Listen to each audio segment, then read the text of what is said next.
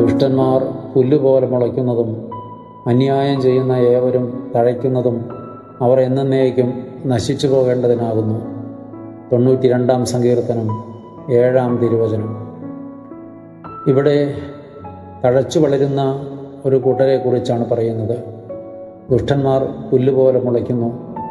പുല്ല് മുളയ്ക്കാൻ ഒരു പുതുമഴ പെയ്താൽ മതി. പ്രത്യേകിച്ച് വളമോ പരിചരണമോ ശുശ്രൂഷയോ ഒന്നും ആവശ്യമില്ല. അതുപോലെയാണ് ദുഷ്ടന്മാർ മുളയ്ക്കുന്നത്. ദുഷ്ടന്മാർക്ക് അനുകൂല സാഹചര്യം വേണ്ട. പ്രതികൂല സാഹചര്യത്തിലും അവർ മുളച്ച് വളരും. അന്യായം ചെയ്യുന്ന ഏവരും തഴച്ചു വളരും എന്നാണ് കാണുന്നത്. അന്യായം പ്രവർത്തിക്കുന്നവർ തഴച്ചു വളരുന്നത് കാണുമ്പോൾ ആരും ആശങ്കപ്പെടേണ്ടതില്ല. ദുഷ്ടന്മാർ പുല്ലുപോലെ മുളച്ച് വളരുന്നത് കാണുമ്പോഴും ആരും ആശങ്കപ്പെടേണ്ടതില്ല. എന്തിനാണ് അവർ മുളച്ച്